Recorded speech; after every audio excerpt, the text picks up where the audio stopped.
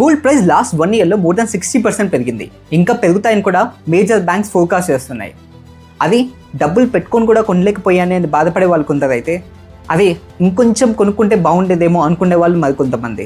అసలు ఈ 6%, 8% weekly gains ఏంటి? కొన్ని ఇయర్స్ పాటు అసలు పెరగని గోల్డ్ ఇప్పుడు ఎందుకు ఇంతలా పెరుగుతుంది? అసలు ఎందుకు ఈ గోల్డ్ మేనియా? ఒక్కసారి మనం హిస్టరీలోకి చూద్దాం. 1944లో వరల్డ్ వార్ 2 తర్వాత యుఎస్ అండ్ ఇట్స్ పార్ట్నర్స్ ఓ చోట ఒక మీటింగ్ పెట్టుకున్నాయి. దాన్నే బ్రెటన్ వుడ్స్ అగ్రిమెంట్ అంటారు. ఆ మీటింగ్లో ఏం డిటర్మైన్ చేశారంటే గ్లోబల్ ట్రేడ్ ఏదైతే ఉంటుందో కంట్రీస్కి మధ్య అది యుఎస్ డాలర్స్లోనే చేయాలి. అండ్ ఈ యుఎస్ డాలర్ని గోల్డ్తో టై చేశారు. అండ్ గోల్డ్ ప్రైస్ని కాన్స్టెంట్గా పెట్టారు. 31 grams ఆఫ్ గోల్డ్ని $35గా ఫిక్స్ చేశారు. అంటే గోల్డ్ ప్రైస్ పెరగకోకుండా ఉంటుంది. అండ్ ఈ మిగతా కంట్రీస్ ఏవైతే డాలర్స్లో ట్రాన్సాక్షన్ చేస్తున్నాయో వాళ్ళు ఒకవేళ ఈ డాలర్స్ని కావాలంటే యుఎస్ గవర్నమెంట్కి రిటర్న్ ఇచ్చేసి వాళ్ళు గోల్డ్ తెచ్చుకోవచ్చు.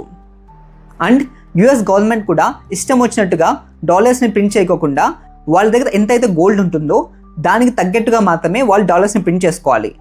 అంటే యుఎస్ దగ్గర గోల్డ్ ఎక్కువగా ఉంటే వాళ్ళు ఎక్కువ డాలర్స్ని ప్రింట్ చేసుకోవచ్చు.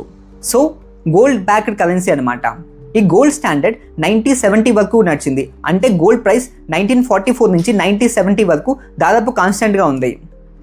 కానీ ఈ టైంలో యుఎస్ ఏం చేసిందంటే తన దగ్గర గోల్డ్ రిజర్వ్స్ ఎంతైతే ఉంటాయో అంతకంటే ఎక్కువ డాలర్స్ ప్రింట్ చేయడం మొదలుపెట్టింది. ఎందుకంటే వాళ్ళు ఆ టైంలో వియట్నాం వార్లో ఉన్నారు, ఓ పక్క కోల్డ్ వార్ నడుస్తుంది. And NASA space research programmes కూడా వాళ్ళు ఎక్కువగా డబ్బులు ఖర్చు పెట్టారు.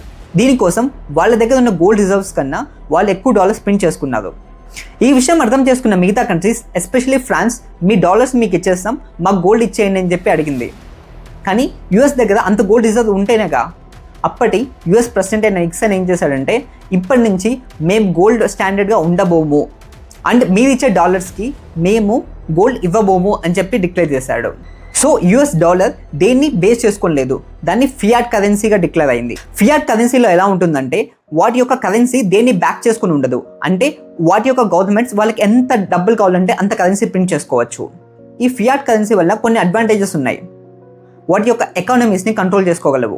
కానీ డిసిప్లిన్ లేకపోతే ఓవర్గా డబ్బులు ప్రింట్ చేసుకొని ఆ డబ్బులు వాల్యూవే లేకుండా కూడా పోవచ్చు.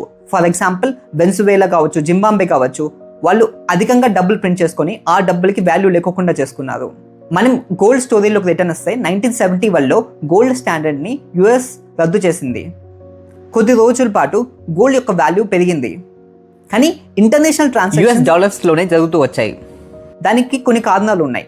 ఫర్ ఎగ్జాంపుల్ పెట్రో డాలర్ అంటే ఏంటంటే సౌదీ అరేబియా అండ్ యుఎస్ ఒక ఒప్పందం చేసుకున్నాయి. ఏంటంటే యుఎస్ సౌదీ అరేబియాకి మిలిటరీ సపోర్ట్ ఇస్తుంది. అండ్ ఈ సౌదీ అరేబియా తను అమ్మే ఆయిల్ని కేవలం యుఎస్ డాలర్లోనే అమ్ముతుంది. అంటే మిగతా కంట్రీస్ యుఎస్ డాలర్స్లో పే చేస్తేనే సౌదీ అరేబియా వాళ్ళకి ఆయిల్ అమ్ముతుంది. దాంతోపాటు యుఎస్ అనేది ఎకనామిక్గా వెరీ స్ట్రాంగ్గా ఉండేది. సో అప్పటి నుంచి ఈ మధ్య దాకా గ్లోబల్ ట్రాన్సాక్షన్స్ అన్నీ మోస్ట్లీ డాలర్స్లోనే జరుగుతూ ఉండేవి. 1970లో గోల్డ్ స్టాండర్డ్ రద్దయిన తర్వాత గోల్డ్ ప్రైస్ కొంతకాలం పెరుగుతూ వచ్చింది. ఎప్పుడైతే కంట్రీస్ యొక్క ఎకనామిక్ సిచ్యువేషన్ ఇంప్రూవ్ అయిందో అండ్ సెంట్రల్ బ్యాంక్ ఇంట్రెస్ట్ రేట్లు ఎప్పుడైతే పెంచిందో జనాలు డబ్బులు బాండ్స్లలో అండ్ మిగతా బిజినెస్లో పెట్టడం పెంచారు. సో కొన్ని ఇయర్స్ పాటు గోల్డ్ ప్రైస్ ఫాల్ కావడం, లేకపోతే రిలేటివ్గా స్టేబుల్గా ఉండడం, లేకపోతే స్లైట్లీ ఇంక్రీజ్ కావడం అనేది మనం చూడొచ్చు. కానీ ఎప్పుడైతే గ్లోబల్ సిచ్యువేషన్స్ బాగాలేకుండా పోతాయో జనాలు హై రిస్క్ ఇన్వెస్ట్మెంట్ నుంచి అండ్ గవర్నమెంట్ బ్యాక్డ్ బాండ్స్ నుంచి సేఫ్ హెవెన్గా భావించే గోల్డ్లోకి ఎక్కువగా ఇన్వెస్ట్ చేస్తూ ఉంటారు. సేమ్ థింగ్ మనం 2000లో వచ్చిన .com బబుల్లో చూడొచ్చు, లేదా 2008 ఫైనాన్షియల్ క్రైసిస్లో చూడొచ్చు, లేదా COVID-19 పాండమిక్లో చూడొచ్చు. అండ్ మేజర్ వార్స్ జరిగేటప్పుడు గోల్డ్ ప్రైస్ ఇంక్రీజ్ కావడం మనం గమనించవచ్చు. కానీ ఎప్పుడైతే కంట్రీస్ ఒక ఎకనామిక్ సిచ్యువేషన్ ఇంప్రూవ్ అవుతుందో నేను గోల్డ్ దగ్గర నుంచి మిగతా ఇన్వెస్ట్మెంట్లోకి జనాలు ట్రాన్స్ఫర్ అవుతూ ఉంటారు. సో ఇన్ని ఇయర్స్ ఓకే, కానీ ఇప్పుడు ఎందుకు గోల్డ్ ప్రైస్ మరి ఇంతలా పెరుగుతుంది?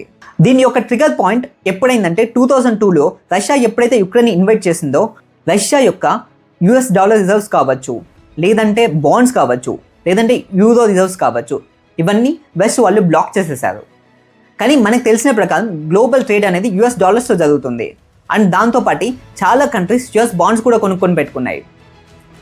అప్పుడు మిగతా కంట్రీస్కి అన్నిటికీ అర్థమైంది, అదే మనం చాలా డబ్బులు యుఎస్ డాలర్ రిజర్వ్స్లో పెట్టుకుంటున్నాం అండ్ యుఎస్ బాండ్స్లో ఇన్వెస్ట్ చేసాం. అండ్ ఈ యుఎస్ కావచ్చు, యూరప్ కావచ్చు, వీళ్ళు ఎప్పుడైనా సరే మన డబ్బుల్ని బ్లాక్ చేసేయచ్చు. ఇవి అర్థం చేసుకున్న మిగతా కంట్రీస్ డీడాలరైజేషన్ వైపు అడుగులేస్తున్నాయి. అంటే యుఎస్ డాలర్లో ట్రేడ్ చేసే బదులు మిగతా కరెన్సీస్లో ట్రేడ్ చేయడం మొదలుపెట్టాయి. దాంతోపాటు గోల్డ్ రిజర్వ్స్ని పెంచుకోవడం మొదలుపెట్టాయి. మనమైతే గోల్డ్ని గ్రామ్స్లో కొంటాం, కానీ ఈ సెంట్రల్ బ్యాంక్స్ ఏవైతే ఉన్నాయో అవి టన్నుల కొద్దీ గోల్డ్ని ఇంపోర్ట్ చేసుకోవడం మొదలుపెట్టాయి. ఇండియా కావచ్చు, చైనా కావచ్చు, రష్యా కావచ్చు. ఈ సెంట్రల్ బ్యాంక్స్ విపరీతంగా గోల్డ్ని కొనడం వల్ల గోల్డ్ ప్రైస్ ఇంక్రీజ్ కావడానికి మేజర్ రీజన్ అయింది. అనదర్ మేజర్ రీజన్ ఏంటంటే ఇన్ఫ్లేషన్. ఇన్ఫ్లేషన్ అంటే ఏంటంటే ఈరోజు 100 రూపాయలకు వచ్చే వస్తువు తర్వాత 110 రూపీస్ అయింది అనుకోండి, దాన్ని 10% ఇన్ఫ్లేషన్ అంటారు. అనదర్ రీజన్ ఏంటంటే యుఎస్లో ఫెడ్ వడ్డీ రేట్లు తగ్గిస్తుందని కూడా చాలా మంది ఎక్స్పెక్ట్ చేస్తున్నారు. One of the other major reason ఏంటంటే టారిఫ్ వార్స్. ఒక కంట్రీ ఇంకో కంట్రీ మీద విపరీతంగా ఇంపోర్ట్ ట్యాక్స్ వేస్తుంది, లేదంటే వాళ్ళ దగ్గర ఉండే రేర్ ఎర్త్ మెటీరియల్స్ కావచ్చు, ఇలాంటి ఇంపోర్ట్స్ రెస్ట్రిక్ట్ చేస్తూ ఉన్నారు.